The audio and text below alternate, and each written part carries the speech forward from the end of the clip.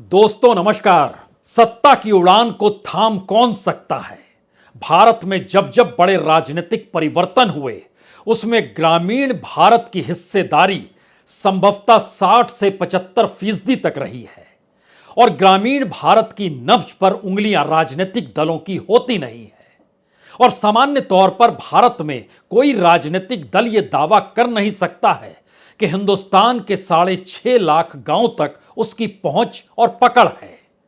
तकरीबन 2.5 लाख पंचायत हैं, वहां तक भी कोई राजनीतिक दल खुले तौर पर इस बात का दावा करे कि वह पहुंच चुका है, असंभव है। हालांकि राजनीतिक दलों की कतार में एक संगठन राष्ट्रीय स्वयंसेवक संघ है, जिसका अपना दावा है कि वह तकरीबन 40% पंचायतों तक तो पहुंच चुका है, यानी 1 लाख पंचायतों तक उसकी पहुंच हो चुकी है। कुछ राज्यों के हर पंचायत में उसने स्कूल भी खोल दिए हैं। उसमें अव्वल नंबर पर असम का जिक्र वो बाखूबी करता है। केरल का जिक्र भी होता है, शाखाओं के जरिए 65,000 शाखाएं आरएसएस की। दरअसल इसके विस्तार का मतलब बहुत साफ है कि आरएसएस उस धड़कन को महसूस कर लेती है जो राजनीतिक तौर पर दिल्ली महसूस नहीं कर पाती है। तो क्या मौजूदा वक्त में आरएसएस को यह महसूस होने लगा है कि ग्रामीण भारत के भीतर की जो खामोशी है, वहां जो महंगाई है, वहां पर जो घटती कमाई है, वहां जिस तरीके की गवर्नेंस है, वहां पर जो डबल इंजन का वादा है, वहां की परिस्थिति में जो डायरेक्ट बैंक ट्रांसफर है, वहां को लेकर जो कल्याणकारी योजनाएं हैं, जो घरों का जिक्र है, जो नल का जिक्र है, जो सड़क का जिक्र है, जो अस्पतालों का जिक्र है, जो इंश्योरेंस का जिक्र है, उससे समूचा ग्रामीण इलाका खुशहाल है। ऐसी आवाज आरएसएस अब सुन नहीं पा रही है। तो क्या उसने आवाज सुनी है कोई? उसने उस धड़कनों को महसूस कर लिया है जहां अब वो चेतावनी दे रही है मोदी सरकार को और मोदी सत्ता को, या सीधे प्रधानमंत्री मोदी और उनके चाणक्य अमित शाह को? जिस रास्ते वो निकल पड़े हैं उसमें गवर्नेंस का रास्ता हो या नीतियों का रास्ता हो, सत्ता बचाने की तिकड़मों का रास्ता हो या फिर अपनी लोकप्रियता को भुनाने का जिक्र हो, या फिर 9 बरस की उपलब्धियों का जिक्र हो, दरअसल ये सारी चीजें ग्रामीण भारत के घाव पर मलहम नहीं लगा पा रही है। और क्या राहुल गांधी को जेल भेजने से या तमाम गठबंधन के साथियों को एक साथ लाकर खड़ा करने से परिस्थितियां बदल जाएगी? ऐसा बिल्कुल नहीं है। तो क्या चेतावनी का नया चेहरा इस रूप में सामने आ रहा है कि जिन परिस्थिति में सरकार चल रही है और जो मैसेज जनता के बीच जा रहा है वो इतना खतरनाक हो चला है कि क्या राहुल गांधी कोई भी सामने आकर खड़ा हो जाए सरकार की गद्दी डोल जाएगी? क्या वाकई ऐसी परिस्थिति है? इसके 2-3 चिन्ह नजर आने लगे हैं। एक तो सरकार यानी मोदी सरकार ने अपने तौर पर उस पैनिक बटन को दबा दिया है जहां पर उसके सामने अब एक ही दृष्टि है, और वो दृष्टि बहुत साफ है कि मैथमेटिक्स देखिए, आंकड़ों के लिहाज से कहां पर जीत मिल सकती है उसे टटोलिए। उस जीत के आश्रय कौन सा नेता किस जाति या धर्म के आश्रय वोटों का जुगाड़ कर सकता है उसे साथ लाकर खड़ा कीजिए, और उसके बाद मैथमेटिक्स कहती है कि आप चुनाव जीत सकते हैं। लेकिन ग्रामीण भारत की राजनीति जातियों के आश्रय चलती जरूर है, समुदायों के आश्रय चलती जरूर है, लेकिन जब मुश्किल सीधे सीधे जनता के बीच इस सवाल के साथ आ जाए कि जिंदगी जीना मुहाल हो चला है, तब वो क्या करेगी? बड़े बड़े कद्दावर नेताओं को साथ भी ले लिया जाए, लेकिन जनता के भीतर अगर विरोध होगा तो वोट उसे कहां मिलेंगे? लेकिन सरकार का अपना जिक्र चूंकि मैथमेटिक्स के आश्रय चल रहा है, तो आज 2 बातों पर चर्चा बहुत जरूरी है। आरएसएस ने उस धड़कनों को सुना है जहां ग्रामीण भारत के भीतर एक सवाल इस बात को लेकर है कि सरकार की नीतियां जो उम्मीद और आश्रय के सहारे 2014 में बिखेरी गई थी वह चकनाचूर हो चली है। और शहरों में और खास तौर से मिडिल क्लास के सामने जो 2000 और 2014 और 2019 के ये 2 चुनाव जो निकल कर आए, और उसमें कमोवेश हर जाति विशेष समुदाय के वोटों में इजाफा हुआ है, चाहे वो दलित हो, चाहे वो आदिवासी हो, मुस्लिमों में स्थिरता रही है, सिर्फ 8% वोट बीजेपी के हक में गए हैं। लेकिन बाकी वह ओबीसी का हिस्सा हो या ऊंची जाति का हिस्सा हो, महिलाओं का हो या पुरुषों का हो, परसेंटेज ऑफ वोट बढ़े हैं। एक आंकड़ा यह कहता है कि अब उसे परखने का वक्त आ गया है। दूसरी तरफ उस शहरी मिजाज के आश्रय उन राजनीति को परखने की जरूरत है जहां पर मोदी सत्ता खुद को बनाए रखने के लिए या 2024 में गद्दी ना जाने देने के उपाय कर रही है। और पैनिक बटन जब दबा है तो 18 जुलाई की तारीख यूं ही तय नहीं की गई है, यह जानते समझते हुए तय की गई है कि पार्लियामेंट शुरू होगा 20 तारीख से और 18 तारीख को वह पूरी कतार नजर आनी चाहिए। उसमें बिहार के नेता रहें, उसमें उत्तर प्रदेश के नेता रहें, उसमें महाराष्ट्र के नेताओं की मौजूदगी हो, उसमें आंध्र प्रदेश के नेताओं की मौजूदगी हो, उसमें पंजाब के नेताओं की मौजूदगी हो, उसमें असम के नेताओं की मौजूदगी हो, उसमें तेलंगाना के नेताओं की मौजूदगी हो जो कि एक वक्त में एनडीए के साथ खड़े थे। और इन सब के बीच संगठन को मथा जाए तो चीजें अनुकूल हो जाएगी, कम से कम मैथमेटिक्स के लिहाज से। और दूसरी परिस्थिति उस धारा की है जिस धारा को लेकर राहुल गांधी चल रहे हैं, जगह जगह लोगों से जुड़ रहे हैं। लेकिन सरकार अपने तौर पर इसको कहने से चूक नहीं रही है। प्रधानमंत्री मोदी भी तो जुड़ रहे हैं। हर दिन तो वो निकल जाते हैं सुबह दिल्ली से, कभी राजस्थान में होते हैं, कभी तेलंगाना में, कभी वो रायपुर में घूम रहे होते हैं, कभी उत्तर प्रदेश के गोरखपुर के इलाके में, कभी मध्य प्रदेश में होते हैं। हर दिन हर जगह उनकी रैली तो तय है, लेकिन वह स्टेट स्पॉन्सर रैलियां होती है। स्टेट स्पॉन्सर वह तमाम रैली के साथ साथ जो कार्यक्रम होते हैं वो राज्य द्वारा प्रायोजित होते हैं, कोई संवाद नहीं होता है। तो क्या इस दौर में बीजेपी का संवाद भी लोगों से रुक गया है, थम गया है? और आरएसएस इस बात की चेतावनी दे रही है। और शायद पहली बार संगठन को में किसको लाया जाए, किसको आगे किया जाए, किस राज्य में किसे बनाया जाए, तो संघ और बीजेपी के बीच तालमेल बैठाने के लिए अरुण कुमार को भी बुला लिया गया। इससे पहले कृष्ण गोपाल हुआ करते थे, लेकिन उनकी जरूरत ना तो 2019 के चुनाव में पड़ी, ना उससे पहले किसी भी राज्य के चुनाव में पड़ी। यानी पहली बार महसूस हो रहा है कि संकट है। पहली बार महसूस हो चुका है कि दरअसल पैनिक बटन जो दबाया गया है वो बचने के लिए दबाया गया है, और इसका एहसास हो चला है कि मुश्किल हालात है। और जिसका ग्रामीण भारत की नब्ज पर अपनी उंगलियों के आश्रय समझने की जरूरत है, वह अगर समझ रहा है तो ये मुश्किल हालात को एक एक करके परखने की कोशिश कीजिए। 2014 में 31% वोट मिले थे बीजेपी को, और 2019 में 37%। हमने वोट का जिक्र इसलिए शुरू में किया है, उसके बाद उस फिलॉसफी पे आएंगे कि आखिर ग्रामीण भारत की वो कौन सी धड़कन है जो सुनाई दे रही है और वो विचलित कर रही है दिल्ली को। लेकिन दिल्ली ने पैनिक बटन चूंकि मैथमेटिक्स को लेकर दबाया है, और उसके दायरे में बहुत साफ तौर पर उस बैठक का जिक्र है जिसमें 18 जुलाई को तमाम नेताओं की मौजूदगी होगी, इसीलिए शुरुआत में आंकड़ों के सहारे इन बातों का जिक्र हो रहा है। जब 31% वोट मिले थे तब 282 सीटें मिली थी, जब 37% वोट मिले तो 303 सीटें मिली। लेकिन एक क्षण के लिए आज थोड़ी सी उल्टी धारा बहाते हैं और 2009 में चले जाते हैं, जब एनडीए जीवित था। उस समय बीजेपी को 18.5% वोट मिले थे, लेकिन 116 सीटें मिली थी क्योंकि एनडीए था। कांग्रेस को 19.5% वोट 2014 में भी मिला, 2019 में भी मिला, लेकिन 100 का आंकड़ा था दूर, 50 का आंकड़ा 2014 में पार नहीं कर पाई और 2019 में 52 सीट ले पाई। तो क्या 1% ज्यादा वोट बीजेपी से, बावजूद उसके उसकी आधी सीट 2009 के मुकाबले? यह पहला मैसेज है। यानी कांग्रेस जिस गठबंधन के आश्रय बढ़ रही है उसका मैसेज बहुत साफ है कि उसकी सीटें एक झटके में 100 तो पार कर चुकी है। जैसे ही वो गठबंधन की दिशा में जाती है, हालात 2009 वाले बीजेपी वाले ही क्यों ना हो, एक झटके में वो 100 से 150 सीट के बीच में जाकर खड़ी हो गई है। अब यहां से एक दूसरी परिस्थिति लेकर आइए, क्योंकि जो अलग अलग वोट मिले उसमें कमोवेश 2014 से 2019 में बीजेपी के हक में हर वोट गया है। ग्रामीण इलाके के 38% वोट बीजेपी के पास 2019 में गए, 2014 में 30% वोट गए थे। जो अर्ध ग्रामीण इलाका है, कुछ शहरी कुछ ग्रामीण इलाका है, वहां पर 33% वोट गए थे 2019 में। 2014 में 29% गए थे। ध्यान दीजिए 14 से बढ़ रहे हैं 19 में। जो शहरी इलाका है वहां 42% वोट तक बीजेपी के हक में गए थे, जो 2014 में 39% गए थे।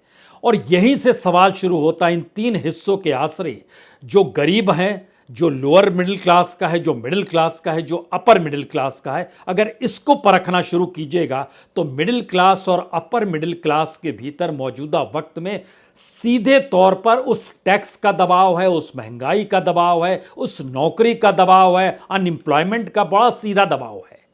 और वो 38% वोट अगर मिला था उसे, तो 2009 में उसके वोट 18% थे और 2014 में 32% थे। अपर मिडिल क्लास के 45% तक वोट गए थे। 2014 में ये 38% थे और 2009 में चले जाइएगा तो यह 19% थे।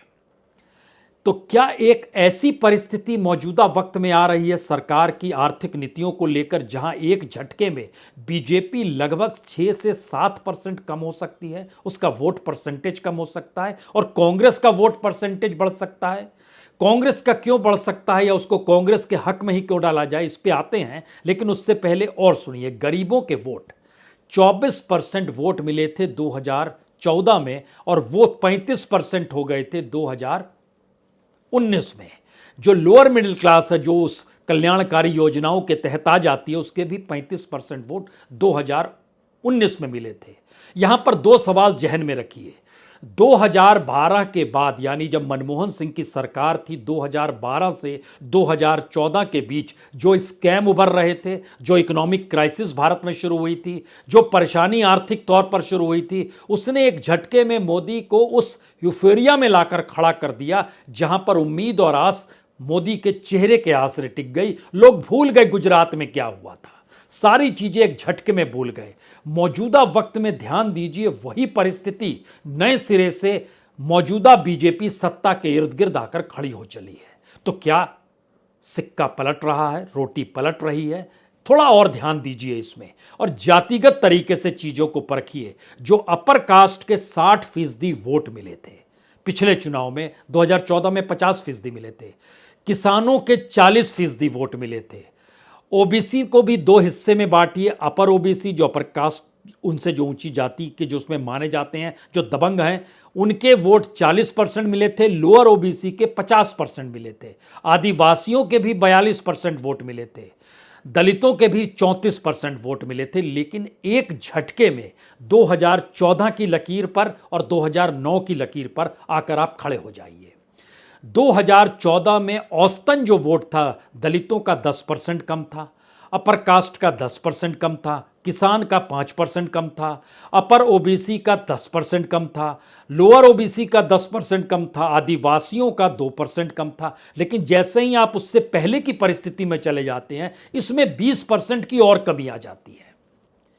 तो क्या मौजूदा वक्त में जिस ग्रामीण भारत की धड़कनें आरएसएस का स्वयंसेवक सुन रहा है और जो पैनिक बटन दबाया गया है, यह सोच समझ कर कि सभी को एक साथ ले आएं, तो अनुकूल वोट बैंक क्रिएट हो जाएगा। और जब हम लोग जुटेंगे, बैठेंगे 18 जुलाई को, तो इतनी लंबी कतार देख के तो यह देश ऐसे ही तैयार हो जाएगा। तो कौन है वो लोग जो बैठेंगे? उसमें अजीत पवार की मौजूदगी होगी, उसमें प्रफुल्ल पटेल की मौजूदगी होगी, उसमें एकनाथ शिंदे की मौजूदगी होगी, उसमें सुखबीर बादल की मौजूदगी होगी, उसमें चंद्रबाबू नायडू की मौजूदगी होगी, उसमें चिराग पासवान आएंगे, उसमें जीतन राम मांझी आएंगे, उसमें जेडीएस देवगौड़ा की पार्टी भी आ जाएगी, उसमें उत्तर प्रदेश से अपना दल कहिए, निषाद पार्टी कहिए, तमाम पार्टियां निकल के आ जाएगी। नॉर्थ ईस्ट की भी 3 पार्टियां निकल कर आ जाएंगी और गठबंधन के बीच में लगभग 15 दल जब बैठे हुए होंगे तो बीजेपी ताल ठोक कर कहेगी ये है एनडीए और इसी के आसरे जीत।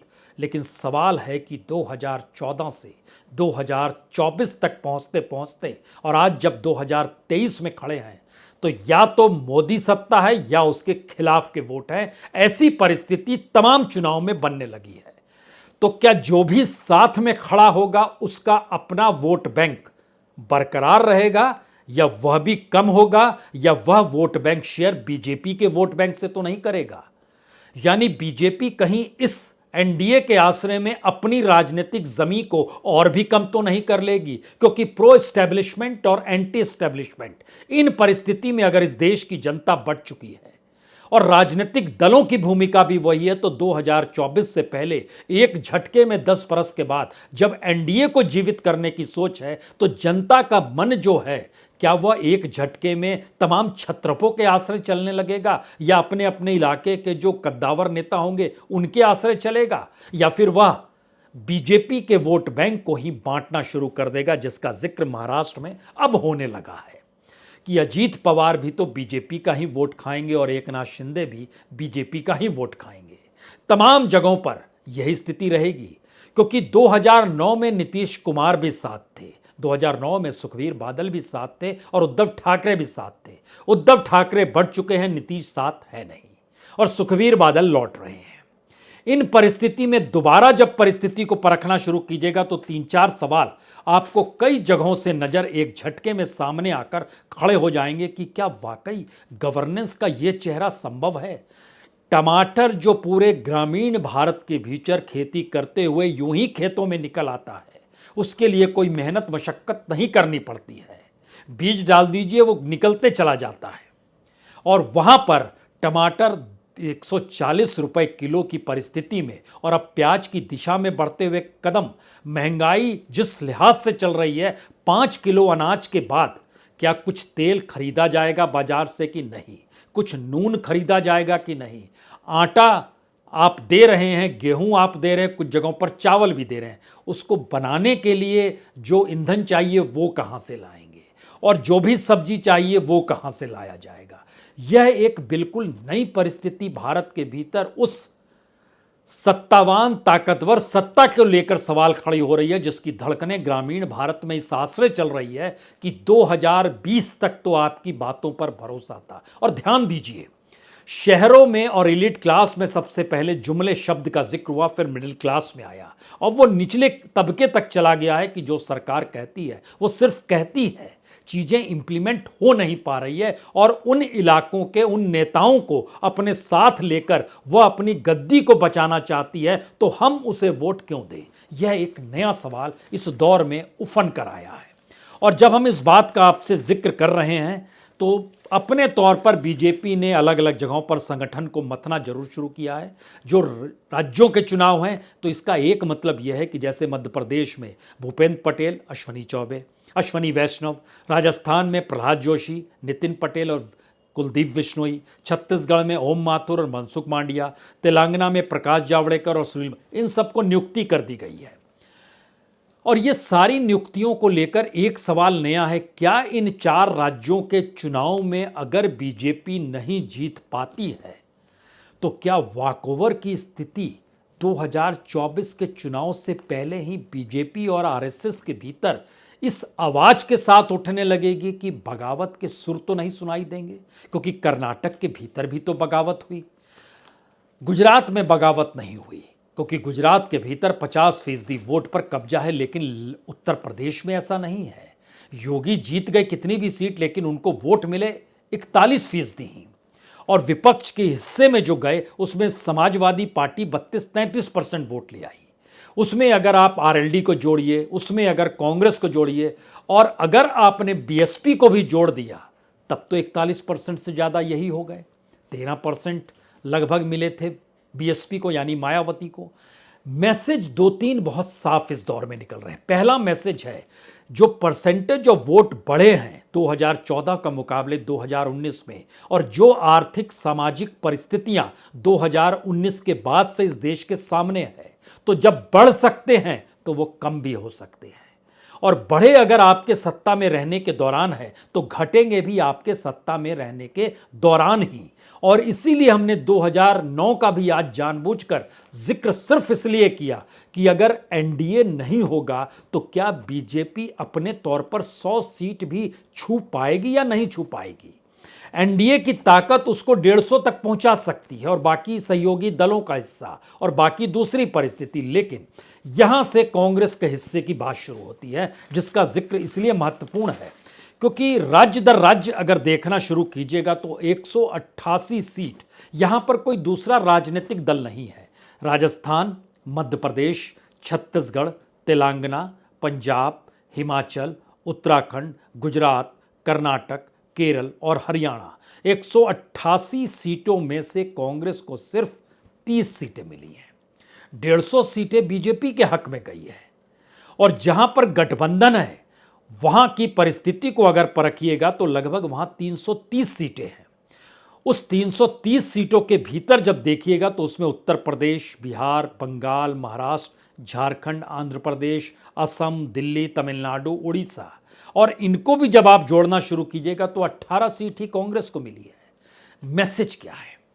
मैसेज बहुत साफ तौर पर उभर रहा है कि जो ग्रामीण भारत की राजनीतिक धड़कनें हैं उसको पहली बार नीतियों के आसरे, और जो शहरी मिजाज की धड़कनें हैं उसमें मैथमेटिक्स के आसरे, दोनों बातें एक साथ एक वक्त में हो रही है। इसीलिए क्या करना है, कैसे करना है, किस रूप में करना है, चुनाव कैसे जीतना है, इसको लेकर दिल्ली में हड़कंप मची हुई है। सवाल यह नहीं है कि संगठन में फेरबदल कर नियुक्तियां शुरू हो गई। सवाल यह भी नहीं है कि पुराने चेहरों को, जैसे आपको झारखंड में देखिए बाबूलाल मरांडी को लेकर आया गया। बाबूलाल मरांडी बहुत गुस्से में निकल के गए थे बीजेपी से, जबकि वो सबसे बेस्ट सीएम हुआ करते थे। उनको देखा परखा नहीं गया, लेकिन अब जब आए वापस तो अब उनको वहां की जिम्मेदारी सौंप दी गई। ये परिस्थितियां बहुत सारी चीजों की तरफ इंगित करती है कि आप रणनीति जब बनाते हैं तो सिर्फ वोट देख रहे हैं, अभी भी आप लोगों की जरूरत तक नहीं पहुंचे। और ये पहली बार मैसेज जरूरत, पॉलिसी और आपके गवर्नेंस का उठा है, जिसकी धड़कनों को सुन पाने की कुवत दिल्ली में कितनी है, क्योंकि उसकी मदहोशी अभी भी राजनीतिक उड़ान पर है। और यह आरएसएस का स्वयंसेवक जगह जगह से चिता रहा है। कल तक करप्शन का जिक्र था, आज करप्शन के आश्रय सत्ता बनाने का जिक्र है। कल तक कॉरपोरेट के विरोध का जिक्र था, आज कॉरपोरेट के साथ खड़े होने की बात है। कल तक इस बात का जिक्र था कि किसानों को दुगनी आय कैसे हो जाए, आज इस बात का जिक्र है कि लागत भी कैसे मिले, यह भी एक सवाल हो चला है। ये सारे सवाल मौजूदा वक्त में शायद उस दिशा में जाकर बीजेपी को खड़ा कर चुके हैं जहां पैनिक बटन तो दब गया है। अब इसके बाद कौन कौन से निर्णय किस किस रूप में लिए जाएं, लोकतंत्र भारत के डीएनए में है और लोकतंत्र भारत की शिराओं में बहता है। और वहां पर यह सवाल भी कोई पूछने लगे कि अगर ये सत्ता चुनाव हारने की दिशा में आकर खड़ी हो गई तो क्या ये चुनाव भी होने देगी? जब ऐसे सवाल जमीन पर उठने लगे तो इसका मतलब है लोकतंत्र का आदि यह देश सत्ता एक झटके में पलट सकता है। बहुत बहुत शुक्रिया, बहुत बहुत शुक्रिया।